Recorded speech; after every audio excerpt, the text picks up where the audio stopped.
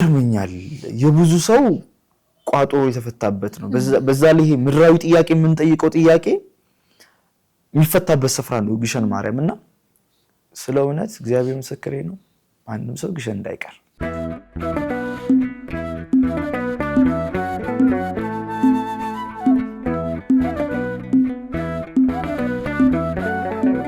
ሰላም ጣና ይስጥልን እንደምን አላችሁ ዛሬ አንድ እንግዳ ይዤላችሁ ቀርብ ያለው ከእንግዳዬ ጋር በጣም ጥሩ ቆይታ ይኖረኛል እስከ ፕሮግራማችን ፍጻሜ ድረስ አብራችሁን ቆዩ እንኳን ደህና መጣ ይርሚ እንኳን ደህና ቆይሽኝ ሳሪዬ እንዴት ነህ እግዚአብሔር ይመስገን ሁሉ ሰላም ተመስገን በጣም አመሰግናለሁ ጥሬና ክብረ ከአዳማ ድረስ እዚህ ስለመጣ በጣም አመሰግናለሁ ስለጋበዛችሁኝም እጅግ በጣም አመሰግናለሁ ኤርሚ እንግዲህ በብዛት የምትታወቀው በሶሻል ሚዲያ ፕላትፎርም በቲክቶክ ነው በጣም ብዙ ኦርቶዶክሳውያን ወጣቶች ያውቁሃልና በጥቆማም ነው አቅርቢልን ከሱ ምንማራቸው ነገሮች አሉ ተብዬ ነው እንግዲህ ህዝቡ ይወዳል እስቲ ኤርሚን እንተዋወቀው ማን ነው የተወለደ እንዴት ነበር የህይወቱ ውጣ ውረድ መንፈሳዊ ህይወቱ ላይ እንዴት ነበር የሚለው እሺ አመሰግናለሁ ኤርሚያስ አልማዝ ባላለው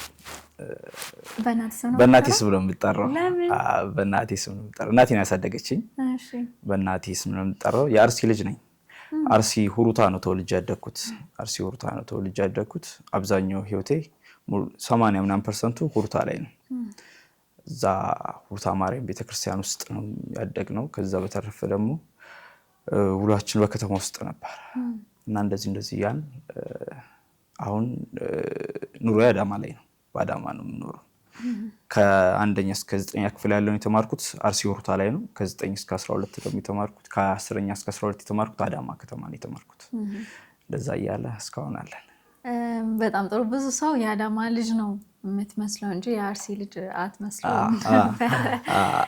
የኤርሚ የወጣትነት ህይወቱ እንዴት ነበር ያ ወጣትነት ትንሽ ከበድ ይላልና አንተ ደግሞ አሁን ያለህበት እጅጉን የተመረጠ የተወደደ በጣም ብዙ ውጣ ውረድ ያለበት የመንፈሳዊ ህይወት ነውና እስቲ እዚህ ውስጥ ከመግባት በፊት መቼ የሚያሳልፍካቸው ነገሮች ይኖራሉ እስቲ እሱን አጫውተን እንግዲህ እንዳልኩሽ ሁሩታ ነው የተወለድኩት ሁሩታ ስናድግ እናቴን ያሳደገችኝ እኔ በእናቴ እጅ ነው ያደግኩት ነገር ግን የሚገርምሽ ነገር እኔ ከ7 ዓመት ጀምሮ መኪና ረዳት ነበርኩ ከ7 ዓመት ጀምሮ መኪና ረዳት ነበርኩ ትምህርት አልማርም ነበር እሺ የሚያስተምረንም ሰው የለም ነበር ማዘር ማቀም ስለሌላት የሚያስተምረንም ሰው የለም ነበርና መናኸሪያ ውስጥ ነው ያደግነው እና መናኸሪያ ውስጥ ያደግን የተለያዩ ስራዎችን እንላላካለን ብዙ ስራ እንሰራ ነበር እንደ መናኸሪያ ልጅ እንዳደገ ልጅ አሁን ያለውበት ቦታ ላይ እዛ ቦታ ላይ ሆኜ በፊት አሁን ላይ ያለውበትን ቦታ ላይ ደርሳለሁ ብዬ አስቤ አላቅም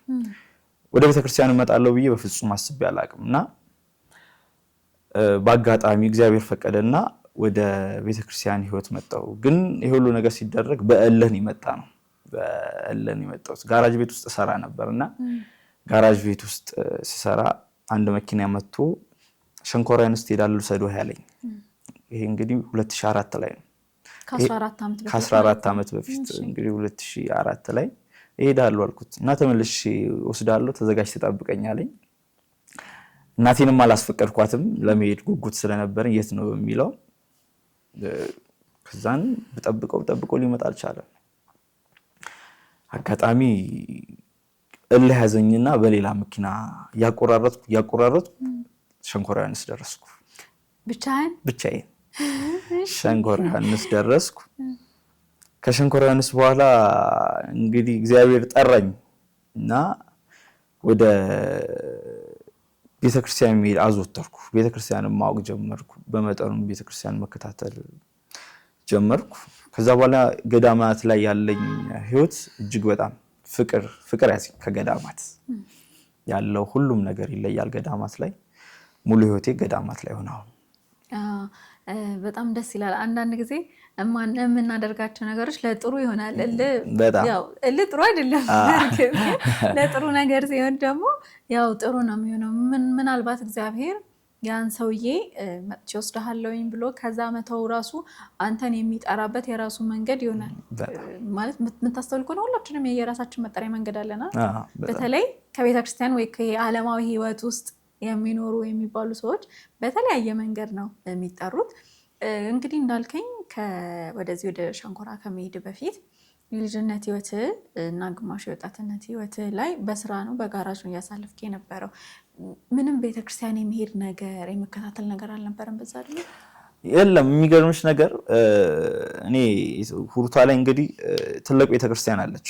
ሁሩታ ደብረ መዊ ትባላለች። የ120 ዓመት ባለጸጋ ቤተክርስቲያን ነች።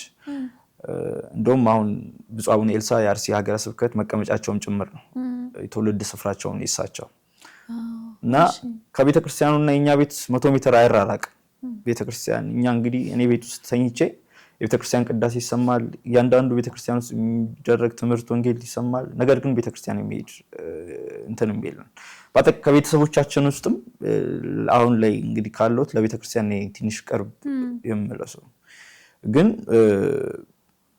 የቤተክርስቲያን ብዙ ፍቅሩም የለን እዛው እንግዲህ ቤተክርስቲያን ስለሆነም ማለት ነው። እና ውጭ ያለው እድገታችን ደግሞ በጣም ከባድ ነበር። ውጭ ያለው ህይወታችን በጣም እንግዲህ እንዳልኩሽ እናቴን ያሳደገችኝ በችግር ውስጥ ላይ ያደግነው በጣም ተቸገረን ያደግነው። ግን እግዚአብሔር ይመስገን እግዚአብሔር ሁሉን እያሻገረ አሁን ያለውበት እንትን ላይ አደረሰኝ። ግን ቤተክርስቲያን ላይ የሚገርምሽ ነገር አሁን ሰዎች አንዳንድ ሰዎች ይሄን ሲመለከቱ ያውቃሉ። ብዙ ሰዎች እንዴት ቤተክርስቲያን እንደመጣው ምክንያቱም ሱስ ውስጥ ትወድቃለህ ተብዬ የነበርኩ ሰው ነኝ። በሱስ ውስጥ እንዴት አልወደቅም? በዙሪያ ያሉ ሰዎች እንዳለ ሱሰኞች ናቸው። አጋጣሚው ደግሞ እግዚአብሔር ሲረዳኝ እኩዬ ጓደኞች የምላቸው ሰዎች ከኔ እኩያ በረም የወለዱ ሰዎች ናቸው። ትልቅ ሰዎች ናቸው። ማስተዋል የሚችሉ ሰዎች ናቸውና ወደዛ እንዳልገባ በረምብ አደረጉኝና አሁን ላይ እንግዲህ እንደዚህ ነው። እግዚአብሔር ይመስገን። ዋናው እሱ ነው። እንደው ከዚህኛው ርዕሳችን ሳንወጣ አንተ የልጅነት ህይወትን በደንብ አይተካዋል። የቤተክርስቲያን ፍቅርም የሆነ ፍላጎትም አልነበረምና ያ ነገር ህይወት ላይ የሚያመጣው ተጽዕኖ ይኖራልና አሁን በዚህኛው ትውልድ ደግሞ ነገሮች እጅግ በጣም ብዙ የተበላሹበት፣ ሶሻል ሚዲያዎች የበዙበት፣ ወላጅ ልጆቹም ሰንበት ትምህርት ቤት ወይም የቤተክርስቲያን ትምህርት ቤት የማይልክበት ጊዜ ላይ ነን እና አንተ እንደው ከራስህ የህይወት ልምድ ወይ የልጅነት ህይወት በመነሳት ምን ትላለህ? አው እኔ አሁን በተለይ አሁን እዚህ አሁን በእኛ ስቴጅ ላሉ ትውልድ አንድ ነገር ተናገር ብትኝ የምናገረው መንቃት አለብን። አሁን አልነቃንም። አብዛኞቻችን አልነቃንም። ቤተክርስቲያን የምትሰጠንን ፍቅር ገና አላወቅነው፣ አልገባንም። በተለይ ማረፊያችንን ቤተክርስቲያን ብናረግ፣ ውሏችንን ቤተክርስቲያን ብናረግ፣ ባለን ሰዓት ነገሮችን ትተን ለቤተክርስቲያን ብንሰጥ የምናገኘው ጥቅም እጅግ በጣም የበለጠ ነው። በብዙ ነገር ስጋዊ ጥቅም ብቻ አይደለም፣ በብዙ ነገር እንጠቀማለን እና ቤተክርስቲያን ያለው ህይወት በጣም ደስ ይላል። ሰዎች አልገባቸውም። አሁን ውጭ ላይ ሆነው ቤተክርስቲያንን እንደ ፍልስፍና የሚያዩት ሰዎች አሉ። ያ ስህተት ነው። ቤተክርስቲያን እጅግ ስርዓቷ በተለይ እኛ ያለንባት እምነት የኢትዮጵያ ኦርቶዶክስ ተዋሕዶ ቤተክርስቲያን ነች። ስንዱ እመቤት የምንላት እውነት የተሰናዳች ወጣቶችን መቀበል የምትችል ወጣቶችን በሚፈልጉት ልክ መመገብ የምትችል ቤተክርስቲያን ነች ያለችን ቤተክርስቲያንና ወጣቶች ሶሻል ሚዲያ አሁን ወስዶናል። ሁላችንም ሶሻል ሚዲያ ወስዶናል። የተለያየ ነገር ያሳየናል። ሀዘኑን፣ ደስታውንም ለኛ ማየት የማይገባውንም ነገር ያሳየናል ሶሻል ሚዲያውና ሶሻል ሚዲያው ጥሩ ነገር መልካም ነገር እንደሚሰራ ሁሉ መርጠን ማየት ደግሞ የኛም ግዴታ ጭምር ነው። እና አንዳንዴ እውነት ለመናገር እፈራለሁ። አሁን ቀጣይ ላለው ትውልድ የምፈራቸው ነገሮች አሉ በግሌ። አሁን ላይ ያሉ ትውልዶችን ወጣቶችን ሳያቸው ወደ ቤተክርስቲያን ለምን አይመጡም እላለሁ። ጥያቄ ያቀርባለሁ ለራሴ። የቤተሰብ ችግር ነው ወይስ ካደጉ በኋላ የነሱ ችግር ነው እላለሁ። እና በአጠቃላይ ወጣቶች ወደ ቤተክርስቲያን መምጣት አለባቸው። ይዩት መተው አንዳንዴ ቤተክርስቲያን መተው ሞክሩና ውጡ አይባልም፣ ግን ይሞክሩት። በመሞከር ውስጥ መቅረት አለ። እኛም አጋጣሚውን እንግዲህ እንዳልኩሽ ቀደም እኔም በአጋጣሚ ነው ወደ ቤተክርስቲያን ህይወት የመጣሁትና አሁን ያለውበት ህይወት ላይ ደርሳለሁ ብዬ አንድ ቀን ማስቤ አላቅም በፍጹም። ውጪ ነው ዱርዬ ወይን ሹፌር ሆናለሁ በዛው ቀራለሁ ብዬ ያሰብኩ ልጅ ነኝ እና መጨረሻ ላይ ህይወቴ ገዳም ላይ ሆነ። እንደውም አሁን ላይ የሚገርምሽ ነገር ወጣቱ ወደ ገዳም ሄድ ጀምሯል። ሶሻል ሚዲያው እያበረታታው ብዙ ቦታዎች ላይ ስታይ ወጣቶች ወደ ገዳም ሄድና ደስ ይላል ያን ነገር ስታይ። በዛውም ልክ ደግሞ ሱስ ይዟቸው የቀሩ አሉ። ልክ እንደኔ ገዳማት ላይ እዛ ሆኖ የቀሩ ብዙ ወጣቶች አሉና ወደ ገዳም መምጣት ወደ ቤተክርስቲያን መሄድ እጅጉን ያስከብራል፣ ፍቅርም ያስይዛል። በቤተክርስቲያን ውስጥ መገኘት እጅግ በጣም ትልቅ ነገር ነው። በብዙ ቦታ ላይ ያለን የባዘንን ወጣቶች እንመለስ ወደ ቤተክርስቲያን። ሶሻል ሚዲያውን እንቀንሰው፣ ካለን ጊዜ ቀንሰ ነው ጊዜያችንን ለቤተክርስቲያን እንስጥ። ያቺ ቤተክርስቲያን ነች የመጨረሻው ማረፊያችን፣ ዘላለም ማረፊያችን እሷ ስለሆነች። በጣም ጥሩ መልእክት ነው ያስተላለፍከው። አሁን ወደ ገዳም ህይወት እንመለስ። እሺ። ብዙ ጊዜ አብዛኞቻችን ገዳም የምንሄደው በእረፍት ቀኖቻችን ወይ ደግሞ በጣም ጭንቀት ውስጥ ያለ ሰው በነገራችን ላይ ምንም ብትለው ያደርጋል። ወይ የራሱ የሆነ በሽታ ችግር ያለበት ሰው እዚህ እኮ ጸበል ፈልቋል፣ እዚህ ገዳም እኮ ብትሄዱ እንደዚህ ይደረግላቸዋል ስንባል ሁላችንም ችግር ስላለብን ወደ ተባልነው ቦታ ነው የምንሄደው። አብዛኛውን ጊዜ እንደዛ ነው የምንሄደው እና ሌሎቻችን ደግሞ ይሄን ገዳም አየ ነው ለማለት ነው። ብዙ የምንታዘባቸው ነገሮች አሉ። እኔንም ጨምሮ ሄደን ወይ ቪዲዮ ፎቶ ምናምን ተነስተን ሙሉ ገዳሙን ወይ ታሪኩን ሳናይ የምንመለስባቸው ጊዜያቶች በጣም ብዙ አሉና ኤርሚ ጋር የገዳም ህይወት እንዴት ነው? ከሸንኮራ ዮሐንስ በኋላ ሞር በደንብ እንዴት ወደ ገዳሙ ህይወት ገባህበት? እስቲ የገዳም ህይወት እንዴት ነው? አብዛኛውን ጊዜ ይህን ገዳም ስለምታሳልፍ አንተ ማለት ነው። ደስ የሚል ሀሳብ አነሳሽ። ገዳም ሲባል ራሱ ደስ ይለኛል። ሲጠራ ራሱ ስሙ ይነዝረኛል። እውነት የገዳም ህይወት እጅግ በጣም ደስ ይላል። እውነት እኔን አስከብሮኛል ብዬ ማስባለሁ። እኔም በቤተክርስቲያን ውስጥ ቤተክርስቲያን እንዳውቃት የረዳኝ ገዳማቶች ናቸው። የኢትዮጵያ ገዳማቶች እጅግ ድንቆች ናቸው። እጅግ በጣም የሚያስገርሙ ብዙ ነገሮች ገና የሰው ልጅ ያላያቸው ገዳማቶች አሉ በኢትዮጵያ ምድር ውስጥ። በጣም የሚያስደንቁ ገዳማቶች፣ በተለይ ይሄ ትውልድ ላያቸው የሚገባ ገዳማቶች አሉ። እንግዲህ እንዳልኩሽ እኔ መጀመሪያ ጉዞ ሸንኮራ ዮሐንስ ነው። ከዛን ጻድቃኔ ማርያም፣ ከዛን ቁልቢ ገብርኤል፣ ከዛን በኋላ ታላቋን ገዳም ግሸን ማርያም ናየው እና በተለይ ከግሸን ማርያም በኋላ ብዙ ነገር ተለወጠ። ቦታውም እጅግ በጣም ከአድባራቶች ሁሉ የላቀ ስፍራ ነውና የቃል ኪዳን ስፍራ ነው። ኤርሚያስ የተሰራው ራሱ ግሸን ማርያም ላይ ነው ማለት ይቻላል። ብዙ ነገር የተሰራው። እስኪ አጫውተኝ። የሚገርምሽ ነገር የመጀመሪያው ውዳሴ ማርያም የነበርኩት ግሸን ማርያም ላይ ነው። ሸንኮራ፣ ጻድቃኔ፣ ቁልቢ እነዚህ ቦታዎች ውዳሴ ማርያም ነው ያላቅም፣ ገልጬ ራሱ አላቅም። ገዳም በመሄድ ብቻ ወዳለው ከወሰዱኝ ሰዎች ጋር ደርሼ እመለሳለሁ። አንድ ጓደኛ ነበረኝ እንግዲህ ግሸን ማርያም ሴት የሚገርምሽ ነገር 2006 ዓመተ ምህረት ነው የሄድኩትና ተደብቄ ነው የሄድኩት። ከሞጆ ሰዎች ጋር ነበር የሄድኩት። እሺ ሩቅ እኮ ነው በጣም። እና መኪና ስር ገብቼ ተደብቄ ነበር የሄድኩት። ደብረ ብርሃን ስንደርስ ነው ያዩኝ። አንድ ጓደኛዬ ነበር የመኪናው ረዳት ዘአማኑኤል ይባላል።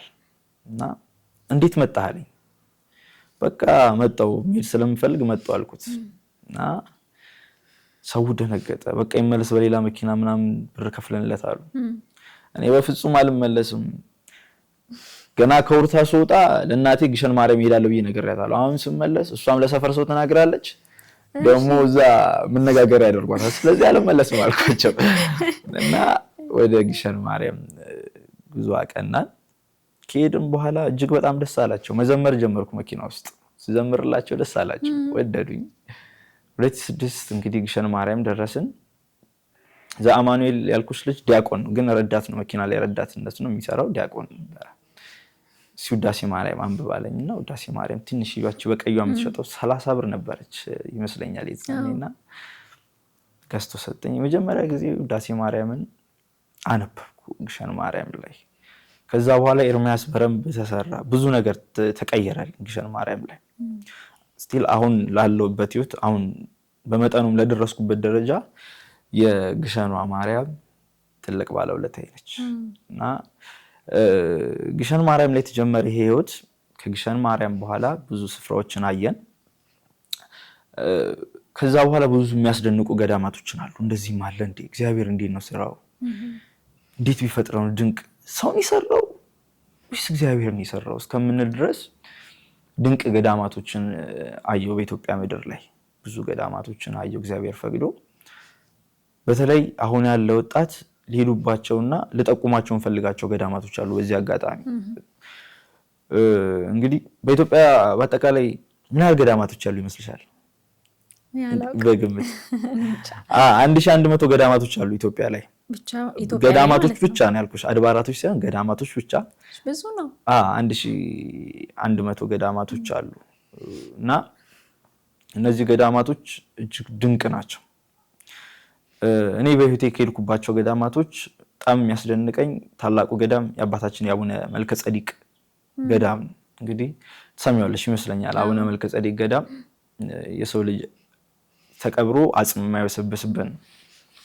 እኛ የምናውቃቸው የቤተክርስቲያን አውደ ምሕረቶች አብዛኞቹ ቴራዞን ወይም ሴራሚክ ናቸው፣ ሰባኪ የሚሰብክበት አውደ ምሕረቱ ድረስ።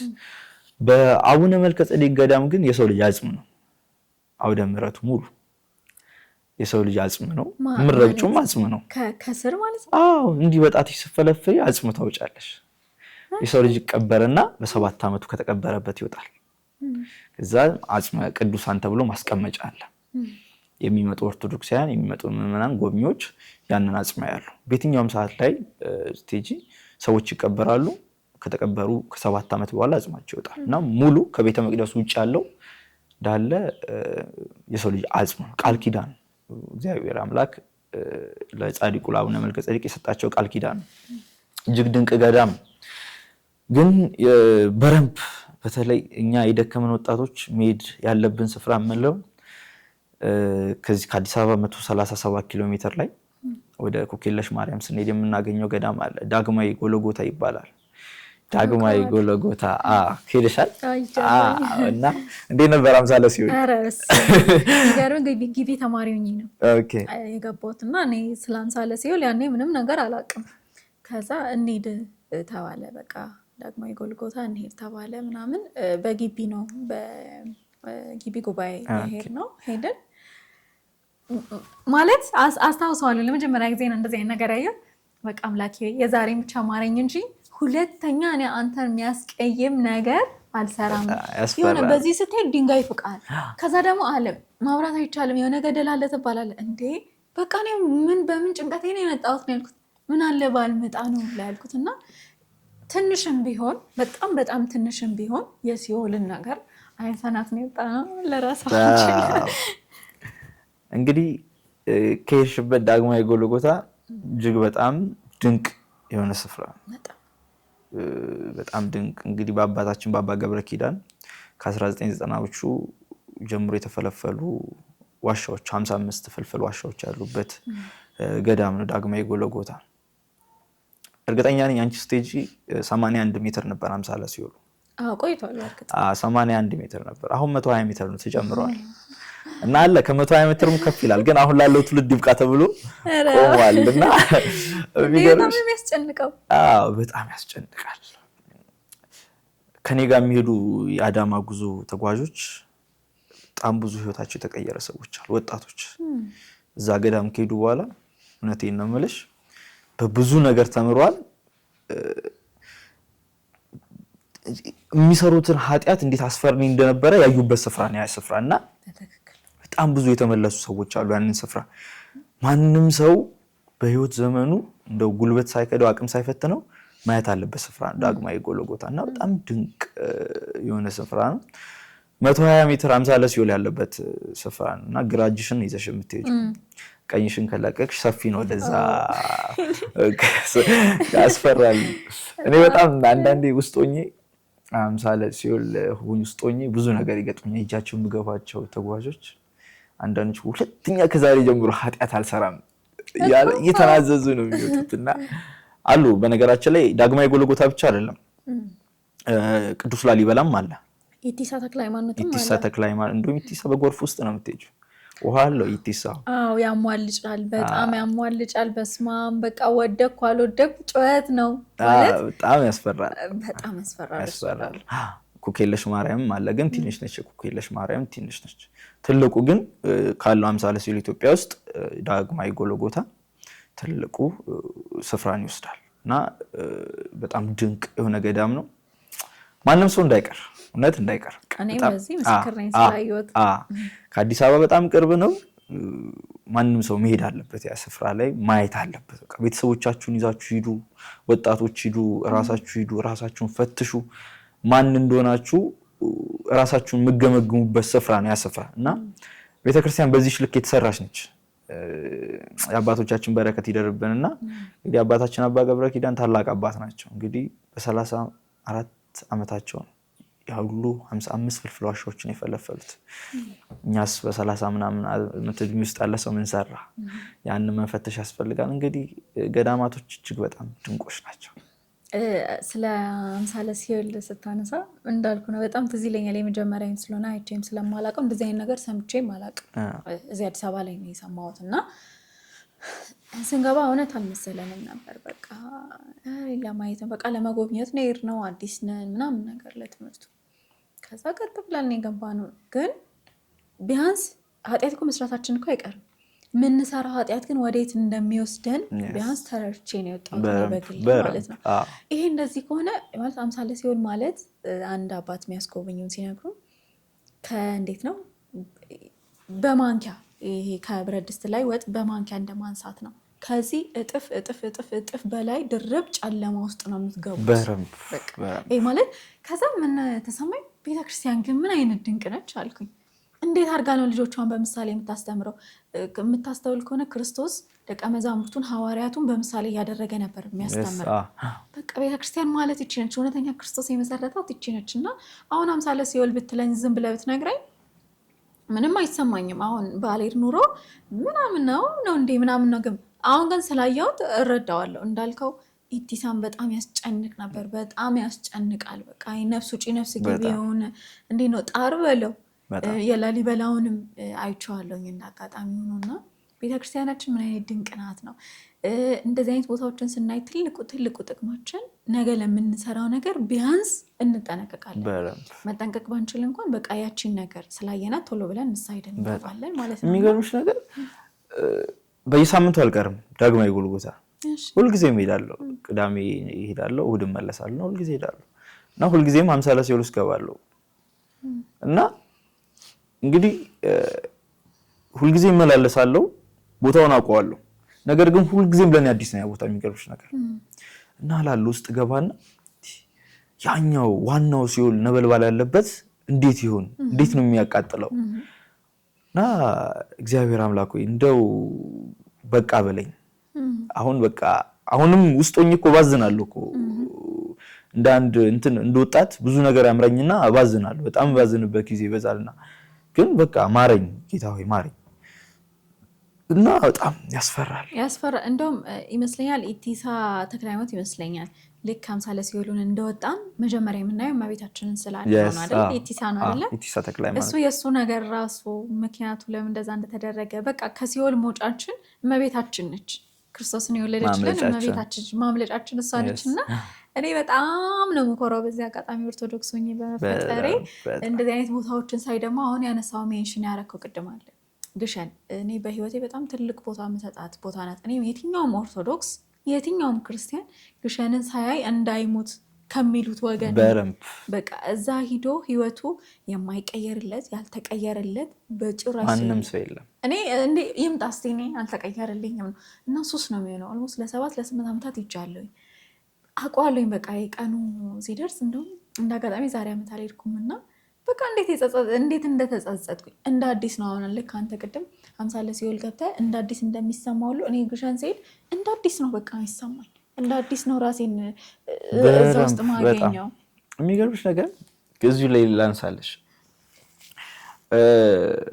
እኔ ግሸን ላይ እንዲህ ባይኔ ያዩዋቸው ቴዲ የሚባል አንድ ወዳጅ አለኝ ቴዲ አርጌሳ ይባላል ሶማሌላንድ ነው የሚኖረውና በየአመቱ ከ50 ምናምን ሰው በላይ በነፃ ይወስዳል ግሸን ማርያም ምግብ ሁሉ ነገር ችሎ ማለት ነው እሺ እና ከነዛ ከሚወስዳቸው አብዛኞቹ ሰዎች ውስጥ የመኪና ረዳቶች ናቸው መኪና ረዳቶች አሉ የሚገርምሽ ነገር ይዟቸው ሄዱ በአመቱ ተመልሰው ሲመጡ መኪና ይዘው ይመጣሉ የራሳቸው እና ይገርመኛል የብዙ ሰው ቋጦ የተፈታበት ነው በዛ ላይ ምድራዊ ጥያቄ የምንጠይቀው ጥያቄ የሚፈታበት ስፍራ ነው ግሸን ማርያም እና ስለ እውነት እግዚአብሔር ምስክሬ ነው ማንም ሰው ግሸን እንዳይቀር ግሸን እንዳይቀር ማንም ሰው እንዳይቀር አንዴ ሄደ በነገራችን ላይ ሱስ ይሆንበታል በረምብ ሲባል አይመስለኝም ነበር እንደ ሌሎችም አድባራቶች አይደለም በነገራችን ስትወጪ እያለቀሽ ነው የምትወጪው ግሸን ማርያም ይናፍቅሻል እዛው ነሽ ደጁን ለቀሽ እና አንዳንዴው ውልውላ ቲክቶክ እያየ ውልውላ ላይ ደጅሽ እንዴ ግሸን ደረሰ እንዴ ላለው ይናፍቀኛል ሲጆኝና በጣም እኮ እንትን አለው የሚገርመው ነገር ደግሞ ሌላ ለየት የሚያደርገን ነገር እኛ ምንም ቦታ ስፔሻሊ ገዳማት አልጋ ባልጋ የሆነ ቦታዎች አይደለም የሚሰራው። መጀመሪያ ዩኒቨርሲቲ ተመድቤ ስመጣ የመጀመሪያ ጉዟችን ደብረ ሊባኖስ ነበረ እና በቃ በር ላይ ነው ይቻላል በር ላይ ነው የሚቆመው። ከዛ ጠዋት ተነስተን አቡነ ሀብተ ማርያም እንሄዳለን እና በጣም አጭር መንገድ ነው አሉኝ። እሺ ብለን ሄድን። ተከፋፈልን። ጨለማ ነው፣ ሌሊት ነው፣ 9 ሰዓት የተነሳ ነው። ይሄ በቃ ለመሮጥ ቶሎ ደርሶ ለመመለስ ነው። ተከፋፈለንና የሆነች መስቀለኛ መንገድ ነበረች። እኛ በትክክል ባልሆነው ነው ነው በጣም ምድረ በዳ ነው። ከየዛ አሁን ኮራ ኢየሱስና ሀብት የሚወስድ መንገድ አለ። ድንጋይ ብቻ ነው ማለት ያለ ማጋነን ለ5 ለ6 ሰዓታት በእግር እዛ ቦታ ላይ ለመድረስ አለቀስኩ። እሪን ያልኩት ለምንድን ነው የመጣሁት? በምን ዳይ በምን ጥፋቴ ነው የመጣሁት? ነው ፀሐይ ነው የምትጠለልበት የለም። በዛ ላይ መንገድ ተሳስተናል። እጥፍ መንገድ ነው የሄድነው። ደረስን፣ ማይደረስ የለም። ደረስን። ጸበላችን ምናምን ጠጣን። ማን ይመለስ ያደክማል በእግር በመድኃኒዓለም። በዚህ እንዳለ ግን ምን ያህል ይመስልሻል? የኢትዮጵያ ገዳማቶች የእግር መንገድ ምን ያህል ሰዓት ይመስልሻል? ረጅሙ በህይወቴ ትልቁ ረጅሙ መንገድ የሄድኩት እሱ። ግን ስንት ሰዓት ያለ ይመስልሻል? ስንት ሰዓት አለ? ዝቋላ በጣም ረጅም ነው ይላሉ። አልሄድኩም በእርግጥ። በቀናትስ ቢሆን ትገረሚያለሽ? የቀናት የእግር መንገድ ለገዳም ማለት ይሄ አሁን አለ ገዳም ለመሄድ አሁን ግሸን ለመሄድ ከመኪና ካረፍሽበት በኋላ አላውቅም። ይሳለ በኢትዮጵያ ትልቁ የእግር መንገድ የሚገኝበት ገዳም ደብረሃዊ ቅዱስ ያሬድ ገዳም ይባላል። የት አካባቢ ነው? ጎንደር ውስጥ የምናገኘው ዳሽን ተራራ አካባቢ የምናገኘው 3 ቀን የእግር መንገድ አለው። ከመኪናው ወደ 3 ቀን 3 ቀን የእግር መንገድ አለው። ደብረሃዊ ቅዱስ ያሬድ ይባላል እና ቅዱስ ያሬድ የተሰወረበት ስፍራ ነው። ደብረሃዊ ቅዱስ ያሬድ ይባላል። የ3 ቀን እግር መንገድ አለው። ግን እጅግ ድንቅ የሆነ ገዳም ነው። የ3 ቀን የእግር መንገድ በጣም ሰምቼ አላውቅም። ዛሬ የመጀመሪያ ነው ስሰማ እኔ ራሱ። ደብረሃዊ ቅዱስ ያሬድ 3 ቀን የእግር መንገድ አለው። እያረፍሽ ነው የምትሄጂው። ከዛ ስትመለስ በመካከል ቤቶች አሉ ያሉት የመንደሩ ሰዎችም የአካባቢው ነዋሪም ወደዛ ስፍራ እንደምትሄጂ ያሳርፉሻል። በጣም ደግ ህዝብ ያለበት አካባቢ ነውና እንደዚህ ተደውሎ እንደተነገራቸው ያሳርፉሻል፣ ያብሉሻል፣ ያጠጡሻል፣ ያበረቱሻል። 3 ቀን በግሽ ተቆይ 6 ቀን ባለው 6 ቀን ደርሶ መልስ 3 ቀን የገዳም ጉዞ 6 ቀን። እኔ እስቲ ታውቃላችሁ ተመልካቾቻችን ይሄን ገዳም ካወቃችሁ እስቲ ኮሜንት ሴክሽን ላይ ያስቀምጡልን። እኔ በጣም ከባድ ነው እኮ የዚህኛው በጣም ረጅም የሄድኩት በቃ የሀብትዬ ነው ብዬ ነው ማስበው። ግን ሄደን ከመጣን በኋላ ደግሞ የሚሰማን ሰላም አለ። አሁን ግሸን ብዙ ሰው እኔ መጀመሪያ ላይ ይርስል ምን አለኝ መሰለህ አቺውም ተባልኩ። ለምንድን ነው የማልችለው? በቃ ይሄ በጣም ብዙ አራቺው ምናምን አሉ። እንደ መጀመሪያ እውነትም ከባድ ነው የሚከብደው መንገዱ ይሄ ዳገቱ ምናምን። አንዳንድ ሰው ደግሞ በቃ ገደል ምናምን ሲያይ የሆነ የሚጨነቅ አይነት ሰው አለ። ኢቭን ገዳም ውስጥ እኮ ገብተህ ግሸን ውስጥ በጣም ብዙ ቤተክርስቲያን ያለው በዛ አጋጣሚ ከአንዱ ቦታ ለምሳሌ ከሚካኤል ገብርኤል ለመሄድ ከ1 ሰዓት ተኩል በላይ ይወስድባል አንድ ገዳም ውስጥ ማለት ነው። ይሄ እኮ በጣም የሚያስደንቅ ነገር እኮ በጣም ማለት በጣም እኮ የሚገርም እኮ ነገር እኮ። በዚህ አጋጣሚ ለምትከታተሉኝ 15 ደቂቃ ብያችሁ 3 ሰዓት በእግር የወሰድኳችሁ ይቅርታ አድርጉ። እንድበረቱ ስለፈለኩ ነው። ምን አረኳቸው መሰለሽ? ብርብር ማርያም ታውቂያታለሽ? ብርብር ማርያም ማለት በኢትዮጵያ ከሚገኙ ከእነ አክሱም ጽዮን ማርያም ቀጥሎ የ3000 ዓመት ባለጸጋ ቤተክርስቲያን ከሚባለው ወይም መስዋዕት ኦሪት የተሰዋባቸው ስፍራዎች ናቸው። ብርብር ማርያም በጣም ድንቅ የሆነች ቤተክርስቲያን ነች እና ከቆምንበት ቦታ ላይ ስንት ደቂቃ ነው አሉኝ። እንግዲህ ወደ 70 ምናምን ሰዎች ናቸው።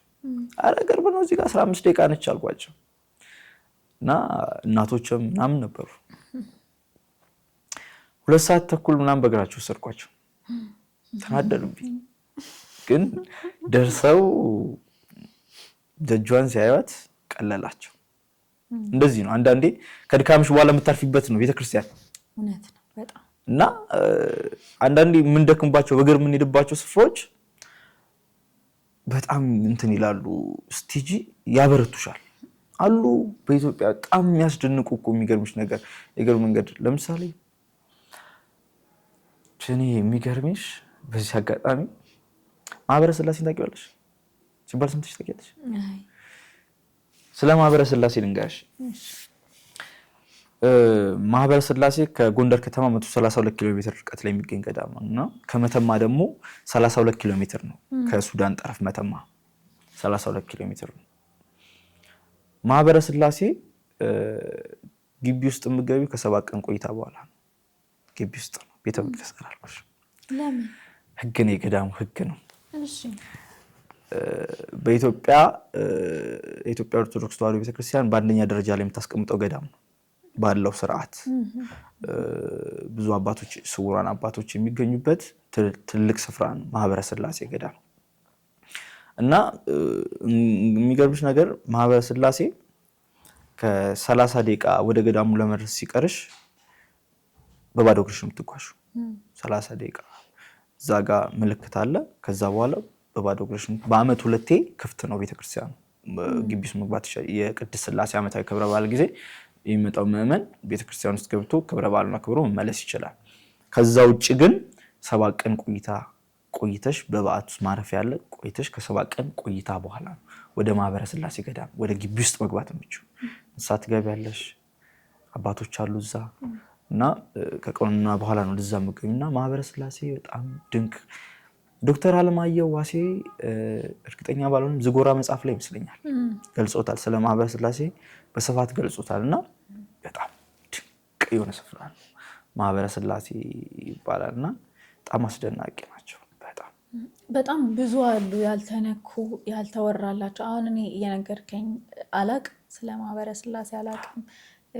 3 ቀን ስለሚሄደው ብዙዎቻችን አናቅም እና በጣም ብዙ አለ። በጣም እኮ ባለሀብቶች እኮ ነን እኛ። በሀብት እኮ እንዲህ እኮ የተከበብን እኮ ኦርቶዶክሳውያን እኮ ግን አልያዝነውም። የሚገርምሽ ነገር አልገባንም፣ አልያዝናቸውም ገዳማቶቹ። እንደውም የሚገርምሽ አንዳንድ ስፍራዎች ላይ ሲሄድ አንዳንዴ የምናድድባቸው አጋጣሚ አሉ። እኔ በዚህ አጋጣሚ እንደውም ላሉ ኦርቶዶክሳውያን ምዕመናን ቤተክርስቲያን ስንዱ እመቤት መሆኑን እንዳትጠራጠሩ፣ ማንም ሰው እንዳይጠራጠር። ምናልባት አንዳንዴ በቤተክርስቲያን ውስጥ ያሉ ሰዎች ሲሰሩ ልናያቸው እንችላለን፣ ስህተት ሲሰሩ። ነገር ግን ስህተት ሲሰራቸው ቤተክርስቲያን አይደለችም። ይሄንን ሁሉም ሰው ሊያውቀው ይገባል። መጽሐፍ ቅዱስም እኮ ይላል አይደል? የበግ ለምድ ለብሰው ከመጡ ተጠንቀቁ ይላል አይደል? ስርዓት ሲዛባ እኛ እንደ አንድ ኦርቶዶክሳዊ አባቶችን የመሳደብ አባቶችን የመናገር ስልጣን የለንም። ነገር ግን እንደ አንድ የቤተክርስቲያን ልጅ አባቶች ሲያጠፉ ጥያቄ መጠየቅ ግዴታ አለብን እና አንዳንድ ስፍራዎች ሲሄድ በተለይ ከቅባ ቅዱስ ከቅባ ቅንዲል ጋር ምናምን አንዳንድ ገዳማቶች ላይ ሲሄድ እውነት እናደዳለሁ። ለምን እላለሁ፣ ጥያቄ አቀርባለሁ።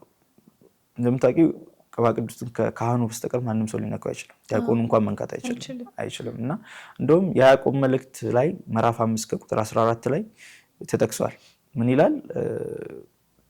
ከእናንተ መካከል የታመሙ ሰዎች ካሉ በቤተክርስቲያን ውስጥ የሚገኙ ሽማግሌዎችን ጥሩና ዘይት ይቀቧችሁ ይላል።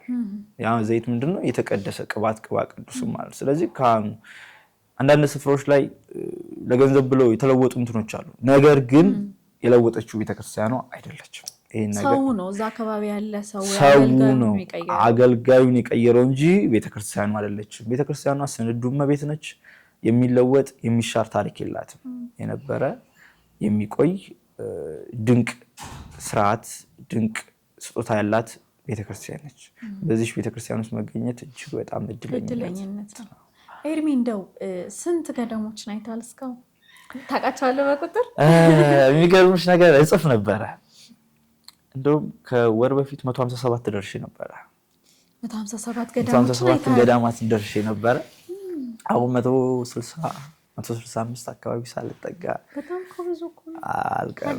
በጣም እድለኝነት ነው። ገና አላየሁም፣ ግን አሁን ገና ይቀረኛል። እንግዲህ 1100 ገዳማቶች አሉ ብዬሻለሁ እኮ። ስለዚህ እንደውም እኔ ዋና ዋኑ አብዛኞቹ ሰዎች የሚያውቋቸው ዋና ዋና የተባሉ ቦታዎች ላይ ነው የሄድኩት። ግን ገና ይቀሩኛል።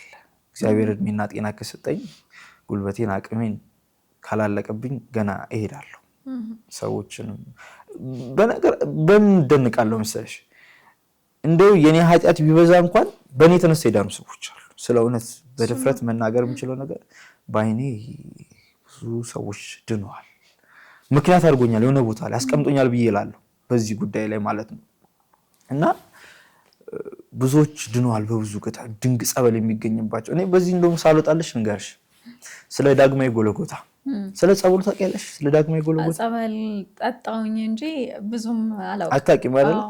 የሚገርምሽ ነገር ጸበሉ የሚወጣው ከገባሽበት ከአምሳለ ሲኦል ውስጥ ነው ጸበሉ የሚፈልቀው የዳግማዊ ጎልጎታ ጸበልና ያንን ጸበል ሰው አያውቀውም። የሚገርምሽ ነገር ቦታውም አልተወራለትም አልተነገረለትም። ዳግማዊ ጎልጎታ ጸበሉ ለሁለት አገልግሎት ይውላል። የሚገርምሽ ነገር የመጀመሪያው ለኤችአይቪ ታማሚዎች ነው። ለኤችአይቪ ህሙማን በጣም ብዙ በየቀኑ ማለት ይቻላል እግዚአብሔርን ነው የምልሽ ኤችአይቪ ታማሚዎች ድነው ይመጣሉ። እዛ ገዳም ላይ ይፈወሳሉ። ድነው እስኪገርማችሁ ድረስ ድነው ይመጣሉ። ሁለተኛው ደግሞ ጨጓራ ታማሚዎች። እኔ በጣም ጨጓራ ታማሚ ነኝ። አመጣልሻለሁ ጸበሉን። ደስ ነው ግን ቅርብ ስለሆነ ሂጂና ምጪ ራስሽ ይዤሽ እሄዳለሁ። እና ጨጓራ ታማሚዎች የሚገርምሽ ነገር በጣም ብዙ ሰዎች ድነዋል። እኔ በዓይኔ ያየኋቸው በተለይ ጨጓራ ታማሚዎች በጣም ብዙ ሰው ድኗል። በጣም ድንቅ ጸበሎች የሚገኙባቸው ስፍራዎች አሉ። ዳግማዊ ጎልጎታ ግን በጣም ድንቅ ጸበል ያለበት ስፍራ ነው። ሂዱ፣ እውነት እንዳትቀሩሳ። እኔ ምስክር ነኝ። በእርግጥ ጸበሉን አላየሁትም እንጂ አሁን ስትለኝ ደግሞ እንደውም ይበልጥ የሚሄድ ማለት ፍላጎት ኖረኝ። ምክንያቱም እኔም ስለመታመም ጨጓራ ይሄ ብዙ ሰው ላይ ጨጓራ በሽተኛ በጣም ብዙ ሰው ሳይሆን እንደው ሁሉም ሰው ስጠይቆ ጨጓራ አለብኝ ነው የሚለው እና እናውቃለን። እኔ አሁን በመድኃኒት ሚድን አይነት ነገር እንዳልሆነ አውቃለሁ፣ ውስጤም ያምናል። እግዚአብሔር ይመስገን በጣም የተሻለኝ በኡራኤል ጸበል ነበር። በጣም ደህና ነኝ አሁን። ግን ያው ሞር በደንብ ለመዳንም ነው እንጂ በጸበል ነው። ጨጓራ በሽታ ይሄ ውስጥ ያሉ በሽታዎች አብዛኞቹ ይሄን ስንል መድኃኒት አትጠቀሙ ማለታችን አይደለም። ዶክተር የሚያዘው መድኃኒት አለ፣ እሱን እየተጠቀምን ጎን ለጎን ይቻላል። አንዳንድ ሰው አይ በቃ የሚጫረስበት የሚመስለው ሰው አለ። እንዴት ለዶክተሩ አቅምም ስልጣን የሚሰጠው መድኃኒዓለም ነው። መድኃኒዓለም ነው። እነሱ ራሱ እኮ ይለዋል። አሁን እኔ ስታከም ይሄ መድኃኒቶችም ውሰጂ ግን በመድኃኒት የሚተው ነገር አይደለም እና በደንብ ጸበል ጠጪ።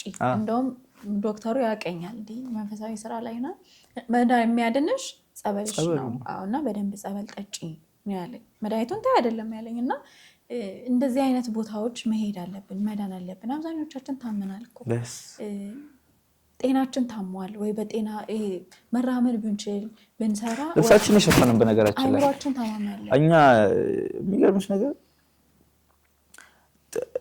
እኔ ጉዞ ላይ በጣም ራሴን አንዳንዴ ኤርሚያስን በምን አይነት ስፍራ ላይ አንዳንዴ ገመግመዋለሁ። በየገዳማቱ ሄድና የጸበልተኞች አዳራሽ ውስጥ ራሴን አገኘዋለሁ ማለት ሄዳልና እንዴት ነው አሁን ይሁ በጣም በጸበል ውስጥ የሚሰቃዩ በጸበልተኛ ስፍራ አዳራሽ ውስጥ በጣም ብዙ የሚሰቃዩ ሰዎች አሉ፣ ለመዳን የሚጓጉ ሰዎች እና መኪና ውስጥ ራሱ ሲሄድ አንዳንዱ ንጹህ ልብስ ለብሷል፣ ጥሩ መዓዛ ያለው ሽቶ ተቀብቷል፣ ግን ውስጡ ሰላም አይደለም፣ ተቃጥሏል ውስጡ። ሰው በቃ ማለት አብዛኛው ሰው በቃ እኮ ይሄ ለብሶ የምታየው መንገድ ላይ ዘና ብሎ የሚሄደው ሰው ውስጡ እየተቃጠለ ነው። ብንላይሻል በደዌ ባይጠቀም በአይምሮ ጭንቀት በሆነ ጭንቀት ውስጡ ያልቃል። በብዙ ነገር ጥርሳችንና ይሄ ልብሳችን ያልሸፈነልን ያለ ልክ እንደ ገበናችን ውስጥ በሽታ ደግሞ በምንም ሊድን አይችልም። በመንፈሳዊ ቦታ በጸበልና ከክርስቶስ ጋር በመገናኘት ብቻ ነው የሚድነው። በምንም ልንድን አንችልም። እና ይሄ በጣም ጥሩ እግዚአብሔር እንግዲህ ዛሬ አንተንም ያመጣለ ምክንያት ይሆናልና ጥሩ በጣም ጥሩ ቦታ ነው። ራሴ ያልናቸውን ሁሉም ገዳማቶች ቢታዩ ጥሩ ነው። ግን አሁን ቅርብ ያሉትን ሄደን ብናይ ደግሞ በጣም የተሻለ ነው። እንደው እየጠቀለል ነው እንምጣና አሁን ብዙ ሰው እንዳልኩ ሶሻል ሚዲያ ከመጣ በኋላ ደግሞ በጣም ብዙ ሰው የገዳም ህይወት እየኖሩ ነው። ገዳም እየሄደ ነው። ጥሩ ነው። እግዚአብሔር ይመስገን። በጣም ደስ ይላል። እሑድን አልባሌ ቦታ፣ ቅዳሜን አልባሌ ቦታ ከማሳለፍ ቀኑ ሙሉ እዛ ሄዶ ውሎ መምጣትን የመሰለ ነገር የለም። ከብዙ ነገር ትቆጠባለሽ። ከብዙ ነገር ትቆጠባለና አንተ ደግሞ ረጅም ጊዜም ገዳም እንደመሄድ በጣም ብዙን ገዳም እንደማየት ገዳሞች የየራሳቸው ህግና ስርዓት አላቸው። አንዱ ጋር የሚቻል አንዱ ጋር የማይቻል ነገሮች አሉና አብዛኞቻችን ከተማ የምንኖር ሰዎች ደግሞ እሱን ነገር አንረዳም። ደንግጠውም ይቀራል። እንደዚህ ከሆነ ለምን ምናምን የሚል በእርግጠኝነት ያጋጥማል ብዬ አስባለሁ። እና እሱ ላይ ያለ ሀሳብ እንዴት ነው? እኛስ ወጣቶች ስንሄድ እንዴት ነው? ምን ተዘጋጅተን ነው ወደ ገዳም መሄድ ያለብን? እሺ፣ አመሰግናለሁ። ጥሩ ጥያቄ ነው ያነሳሽው ሳሪ። ገዳሞች እያንዳንዱ ገዳማቶች የራሳቸው ህግና ደንብ አላቸው፣ ማለት ራሳቸውን የሚያስተዳድሩበት። እንደውም አንዳንድ ገዳማቶች ካላቸው የአየር ንብረት ጭምር ራሳቸውን ለራሳቸው የሚያወጡበት ህግ አለ። የሚገርምሽ ነገር የኢትዮጵያ ገዳማቶች የራሳቸው ህግ ላይ ተንተርሰው ገዳሙን እንትን ለማለት አይደለም፣ ህዝቡን ለመጥቀም የሚመጣው ምዕመን። እኔ ወደ ኢትዮጵያ ገዳማት የምንሄድ ሰዎች በተለይ ወጣቶች መጀመሪያ በልምድ ክርስትና ውስጥ ያለን ሰዎች መውጣት አለብን። በልምድ ክርስትናን እያከናወንን ያለን ሰዎች ከልምድ ክርስትና መውጣት አለብን። ለምን የልምድ ክርስትናችንን ይዘን ቤተክርስቲያን መሄድ የለብን። አሁን ብዙ ስርዓት ቤተክርስቲያን በነገራችን ላይ የአብዛኞቻችን ችግር ምንድነው? ቤተክርስቲያኗን መጽሐፏን አናነብም፣ ስርዓቷን አናነብም። ከዛን ስህተቶችን እንሳሳታለን። የመጀመሪያው ወደ ገዳማት የምንሄድ ሰዎች በቤታችን ወይም በምንኖርበት አካባቢ የምናከናውናቸው ባህሪያችንን እያንዳንዱ ድርጊታችንን እዛው ትተን መሄድ አለብን። ምክንያቱም እኛ የምንሄድባቸው ስፍራዎች ለእኛ ክብር አይመጡም፣ ትልቅ ስፍራዎች ናቸው። ቤተክርስቲያን ምንም የደካሞች መሰብሰቢያ ብትሆንም ስንሄድ ቤተክርስቲያን ያሉብንን ነገሮች ባህሪዎቻችን ትተን በፍጹም ትትና በፍጹም ክብር አጎንብሰን መሄድ አለብን። ቤተክርስቲያን ላይ ስንሄድ ቅድም ያልሽ ቤተክርስቲያን የራሷ ስርዓት አላት። እያንዳንዱ ስፍራዎች ላይ ስንሄድ የራሳቸው ስርዓት ቤተክርስቲያን ዶግማ አላት፣ ቀኖና አላት፣ ትውፊት አላት። የምትተዳደረው በነዛ ደንቦች በነዛ ህጎች ነው ቤተክርስቲያን የምትሄደው። እና አንዳንድ ገዳማዎች ላይ ስንሄድ አንዳንድ ስፍራዎች እንደውም የመጠጥ ስፍራዎች ያደረግናቸው ገዳማቶች አሉ። እሱ እንድታነሳልኝ እውነት የመጠጥ ስፍራዎች ለሸንኮራ ቅዱስ ዮሐንስ ገዳም ቤተክርስቲያኑ እጅግ በጣም ድንቅ ቤተክርስቲያን ነው። እውነት ሸንኮራ ዮሐንስ አልተጠቀምንበትም። በጣም ድንቅ የሆነ ቤተክርስቲያን ነው። ሳማ ሰንበት እጅግ ድንቅ የሆነ ስፍራ ነው። ነገር ግን እንደውም በጣም አሪፍ ጸበል ነው። በጣም ድንቅ ጸበል እንዴ! ብዙ እኮ ሰዎች እኮ ለምጻሞች የነጹበት ስፍራ እኮ ነው። በጣም ብዙ ሰዎች ይዳኑበት፣ የስንቱ እውራን አይን የበራበት ጸበል እኮ ነው ሸንኮራ ዮሐንስ። ግን ሸንኮራ ዮሐንስን ስሙን ማንቀየረው እኛ ቤተክርስቲያን ላይ ጣተኛ አልቀሰርም። ቤተክርስቲያን ጥያቄ አይደለችም። እኛ የምንሄድ ምዕመናን ቦታውን መጠጫ ስፍራ አረግን። ይሄ በጣም ፍጹም ስህተትና ኃጢአት ነው። በጣም ልንቆጠብ ይገባል። በቃ ያለውን ነገር ቁልቢ ገብርኤል ስንሄድ አብዛኛው ቁልቢ ገብርኤል እኛ ስለ እውነት ከሆነ እውነት ለመነጋገር ከሆነ ቁልቢ ገብርኤል አብዛኞቻችን ምን ተጓዦች ሰዎች ከቁልቢ በላይ ፍላጎታችን ድሬዳዋ ወይም ሌሎች ስፍራዎች ላይ ነው አድርገን የምንሄደው። ያ ስህተት ነው። ዓላማችን አንድ ሊሆን ይገባል። እንግዲህ ቁልቢ ገብርኤል የብዙዎች ጸሎት የተሰማበት ስፍራ ነው። የብዙዎች መልስ የተመለሰበት ስፍራ ነው። ያንን ስፍራ አንዳንዶቻችን የንግድ ማዕከል ያደረግናቸው አድርገናል አንዳንዶቻችን እና ያን ነገር ኦርቶዶክሳውያን እውነት ይህን ድምፅ የምትሰሙ ይህን ቪዲዮ የምትከታተሉ ማቆም አለብን። የምንሄድበት ስፍራ ላይ ራሳችንን ችለን በክብር መቆም አለብን። ራሳችንን መሆን መቻል አለብን። ሰዎች ይዘውን ሊሄዱ ይችላሉ። በሰዎች ክፊል ልንሄድ እንችላለን። ግን ለምንሰራው ኃጢአት እኛ ተጠያቂ ነን። ያ ሰው ይዞን የሄደው ሰው አይደል ብቻ አይደለም የሚጠይቀው፣ ራሳችን ተጠያቂዎች ነን። እና የመጠጥ ስፍራዎች ያደረግናቸው ስፍራዎች አሉ። እነዛን ነገሮች መቅረት ይቻላል? አዎ መተው እንችላለን። የምናደርጋቸውን ድርጊቶች እውነት ሸንኮራ ሲሄድ የሚገርምሽ ነገር ዘንድሮም ሄጃለሁ ሸንኮራ ዮሐንስ እና ምን ደስ አለኝ፣ አብዛኛው ሰው ቆራቢ ይሆናል ወጣቱ። እውነት የዛኔ ጠጣ የነበረ ሰው ማቃቸው ልጆች ቆራቢ ሆነዋል እና ሳይ ደስ አለኝ። ቤተ መቅደሱ በሙሉ በወጣት ቆራቢያን የተሞላው እና እጅግ በጣም ደስ ይላል። እና ወደ ገዳማት ስንሄድ ገዳማቶችን እናክብራቸው። ያላቸው ነገር በጣም ከፍ ያለ ነው። በየቀኑ ቅዱሳን አባቶቻችን ከእግዚአብሔር ጋር የሚነጋገሩበት ስፍራ ነው፣ የሚያወሩበት ስፍራ ነው። እያነቡ ያሉ ሰዎች ጥያቄያቸው እንዲመለስ የሚፈልጉበት ስፍራ ነው እንጂ ወደዛ ስፍራ ስንሄድ አንዳንዴ ደብር ላይ የምናደርገው አጠገባችን ያለ ደብር ላይ የማናደርገው እንደዚህ እኮ ገዳማቶች ላይ እናደርጋቸዋለን። ግን በጣም የሚገርምሽ ነገር እናደርጋቸዋለን እና ከነዛ ነገሮች ልንቆጠብ ይገባል። ቤተክርስቲያንን ራሳችን ልንጠብቃት ይገባል። ለሌሎች አሳልፈን መስጠት የለብንም። ቤተክርስቲያን በሌሎች አይኖች ውስጥ መግባት የለብንም። ቤተክርስቲያን የኛው ነች፣ የኛው የራሳችን መጽናኛችን፣ ማረፊያችን፣ የምንበረታበት ስፍራ ነች። ያለቀስን ሰዎች የደስታ እንባ የምናነባባት ስፍራ ነች። የደከምን ሰዎች፣ ያጎነበስን ሰዎች ደግሞ ቀና የምንልባት ስፍራ ነች። ስለዚህ ገዳማቶችን መጠበቅ ያስፈልጋል። እጅጉን መጠበቅ ያስፈልጋል። ማረፊያዎቻችን ናቸው ለኛ። የብዙዎች ታሪክ የሚለወጥባቸው ስፍራዎች ናቸውና እንጠብቃቸው፣ እውነት እንጠብቃቸው ላለው እኔ በጣም አመሰግናለሁ ኤርሚዬ ከአዳማ ድረስ መጥተህ ይህን ጥሩ ቆይታ ከኔ ጋር ስላደረግ። ግን በመጨረሻ አንድ ቃል ማስገባ ነገር አለ እና የምትለው ነገር ካለ በዛው መልዕክት ማስተላለፍ የምትፈልገው ነገር ካለ እና ከአንተ ጋር መሄድ ለሚፈልጉ ሰዎች በምን መንገድ ማግኘት እንደሚፈልጉም ትነግራቸዋለህ። ከዛ በፊት ግን እኔን ይዘኝ የት ነው የምትሄደው? ይህን ቃል ለምትገባው በነገራችን ላይ በተመልካቾች ፊት ቃል ነው የምትገባው። እኔ ትጄሽ ልጅ ማየት ያለብሽ ስፍራ የት ይዤሽ እሄዳለሁ መሰለሽ? ዋሻ ቦረን ማርያም ይዤሽ እሄዳለሁ። የት? ዋሻ ቦረን ማርያም። ዋሻ ቦረን ማርያም። ዋሻ ቦረን ማርያም ማለት ከኩኬለሽ ማርያም የአንድ ሰዓት የእግር መንገድ ተጉዘን የምናገኛት ገዳም ነች። የእግር ግን የሚገርምሽ ነገር የአንድ ሰዓት ስልሽ ሳርዬ ሩቅ አይደለም። አንድ ሰዓት ቅድም እኮ የ3 ሰዓት መንገድ 15 ደቂቃ ነው ብለህ አይደለም። አሁን አንድ ሰዓት 4 ሰዓት ስትይ አይደለም፣ እንደዛ አይደለም። አንድ ሰዓት ስልሽ ሜዳ ነው መንገዱ፣ በጣም ሜዳ ነው። ግን በጣም ቅርብ ነው። ቅርብ ነው እና ዋሻ ቦረን እጅግ ድንቅ የሆነች ስፍራ ነች።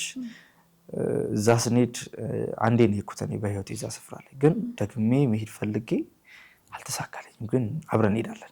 ደስ ይለኛል። ቃል ገብቷል። በጣም ድንቅ የሆነች ስፍራ ነች። እመቤታችን በስደት ወቅት የተቀመጠችበት ስፍራ ነው ዋሻ ቦረን ማርያም። እመቤታችን በስደት ወቅት የተቀመጠችበት ስፍራ ነው። በጣም ትልቅ ስፍራ ነው እና እዛ ሂጅ እችላለሁ። ቃል ገብቷል ኤርሚ፣ ቃል ገብቷል። ቃሉን እንደማያዝ ተስፋ አደርጋለሁ። እዛ ሄደን ቪዲዮ እንሰራለን። አድርሶኛል። በጣም ድንቅ የሆነ ስፍራ ነው። እዩት እናንተ ራሱ ዩቲዩብ ላይ ገብታችሁ እዩት። ዋሻ ቦረን ማርያም ገብታችሁ ብላችሁ ያወጣላችሁ ዩቲዩብ ላይ። በመጨረሻ ማስተላለፍ የሚፈልገው መልእክት ስለ እውነት ስለጋበዛችሁኝ በቅድሚያ በጣም የማመሰግነው። ስለጠራችሁኝ አመሰግናለሁ። እግዚአብሔር ያክብርልኝ። ወደ ገዳማት ወጣቶች እንሂድ፣ ወደ ገዳማቶች እንሂድ፣ እንባረክባቸው። በነዛ ስፍራ ላይ በክብር እንቁም፣ ራሳችን ሄደን በክብር እንቁም። ግን በዚህ ጋር በተያያዘ ሳሪ አንድ ነገር ስለ አርሲ ያላነሳንም፣ ስለ አርሲ ቤተክርስቲያኖች ይመስላል። እቺ ነገር ልናገርና ልጨርስ። አርሲ ቅድም ምዕራብ አርሲ የሚባለው ላይ ብቻ ወደ 860 ምናምን ቤተክርስቲያኖች አሉ እና አንዳንዶቻችን አርሲ ሲባል ለአርሲ የምንሰጠው አመለካከት አለ። አርሲ ላይ በጣም ብዙ ቤተክርስቲያኖች አሉ። በነገራችን ላይ እኔ ቲክቶክ ላይ አንድ ልጅ ራቁቷን ስትሄድ አይተሻል?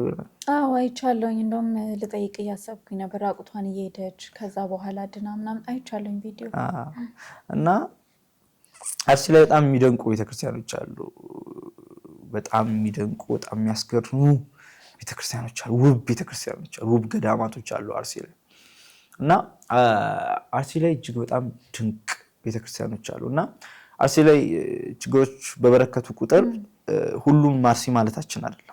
የተወሰኑ አርሲዎች ናቸው ችግሮች። ሁለት ስፍራዎች ላይ ሲሆኑ ሙሉ አርሲ። ለምሳሌ ኢትዮጵያ ላይ ያለ ሰው ኢትዮጵያ ችግር ተፈጠረ ሲባል ይሄኔ ጠረፍ ላይ የተፈጠረውን ችግር መላው ኢትዮጵያን ይወስዳታል።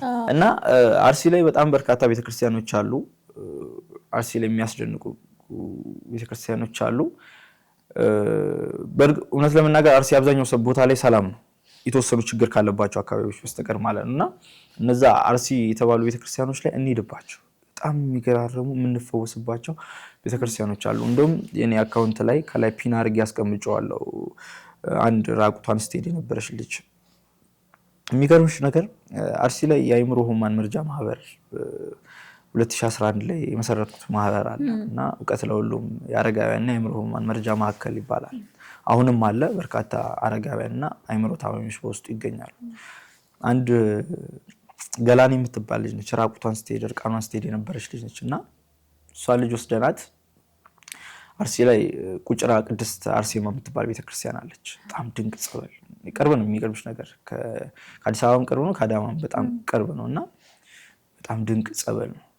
የሚገርምሽ ነገር በሄደች በሳምንቷ ምናምን ሄዳነችው በሳምንቷ ምናምን ሄዳነችው እና ከዛ በኋላ ሙሉ ለሙሉ አልዳነችም፣ ግን ከዛ በኋላ ጸበሉን እየተከታተለች ዳነች። አሁን በሙሉ ጤንነት ላይ ትገኛለች እና በጣም ድንቅ ቤተክርስቲያኖች አሉ አርሲ ላይ። አርሲ ላይ በጣም የአርሲም ህዝብ በጣም ፍቅር ነው። ውሃ ስትይ ወተት የሚያጠጣሽ ማህበረሰብ ያለበት ስፍራ ነው እና አርሲ ላይ ድንቅ ቤተክርስቲያኖች አሉ። ፊታችንም ወደ አርሲ እናዙር። አርሲ ላይ በጣም ድንቅ ቤተክርስቲያኖች አሉ። እግዚአብሔር አምላክ እድሜና ጤና ከሰጠኝ እኔም በቅርቡ በአርሲ ላይ የሚጀምራቸው አገልግሎቶች አሉ። በአርሲ ቤተክርስቲያኖች ላይ የሚጀምራቸው አገልግሎቶች አሉ። አብረና ያለን መምጣት የምትችሉ ትመጣላችሁ፣ መምጣት የማትችሉ ደግሞ በእኔ ቲክቶክ ገጽ ላይ እዛ ላይ ትመለከታላችሁ። እንደው አንተን ለማግኘት ከአንተ ጋር ጉዞ ለመሄድ አርሲም ሆነ የትኛውም ገዳም ለመሄድ የምታስቀምጥላቸው ስልክ ቁጥር አድርሻ ነው? እሺ፣ ከኔ ጋር መሄድ የሚፈልጉ በእኔም በቲክቶክ ገጼ ኤርሚያስ አልማዝ በሚለው 136,000 ተከታይ ያለው አለ። በዛም እዛ ላይ መልእክት ማስቀመጥ ይችላሉ። ወይም ደግሞ በ0930 390208 ላይ ደውለው እኔም ማግኘት ይችላሉ። አብረን መጓዝ እንችላለን፣ እንባረካለን፣ አብረን እንቀድሳለን፣ ድንቅ ስፍራዎች እናያለን፣ ታሪካችን ተለውጦ እንመለሳለን። ኤርሚዬ በጣም በጣም አመሰግናለሁ። አንተን የረዳ እግዚአብሔር እንግዲህ አንተ የረገጥክባቸውን የበረከት ስፍራዎች ሁሉ እኛም እንድንረግጥ ያድለን። ይሄ ቀላል ክብር አይደለም። እያንዳንዱ ቦታ ቅድም እንዳልነው የራሱ የሆነ በረከትና ጸጋ አለው። ሁሉም ቦታ ስትሄድ የተለያየ በረከትና ጸጋ ቃል ኪዳን ይዘህ ነው የምትመጣውና አንተ ያየህባቸውን ቦታዎች ደግሞ እኛም እንድናይ እግዚአብሔር አምላክ ይፍቀድልን። በጣም አመሰግናለሁ። እግዚአብሔር ያክብርልኝ። ቃልን እንዳትረሳ። አረሳምልኝ። አንተ ብትረሳ ራሱ ነው ያረሳም ራሱ አይደለም። በነገራችን ላይ በጣም አመሰግናለሁ። እግዚአብሔር ያክብርልኝ። እግዚአብሔር ያክብርልኝ። ስለጋበዛችሁኝ በጣም አመሰግናለሁ። የማዕዶትም ሁልጊዜ የማልቀርበት ፕሮግራም እንግዲህ እግዚአብሔር ስለጋበዛችሁኝ አመሰግናለሁ። ቴንክ ዩ። ከዚህ በኋላም እንግዲህ ማዕዶትን በክብር እንግድነት እንጠራለን። ቴንክ ዩ። አመሰግናለሁ። ተመልካቾቻችን የዛሬው ውይይታችን ይሄንን ይመስል ነበር። ቆይታችን ደስ እንደሚል ምንም ጥርጥር የለውም። እንግዲህ ስለ ብዙ ገዳማት አንስተናል፣ እግዚአብሔር በፈቀደልን ማለት ነው። በቀጣይ በሌላ እንግዳ እስከምንገናኝ ድረስ ቸር ቆዩልን።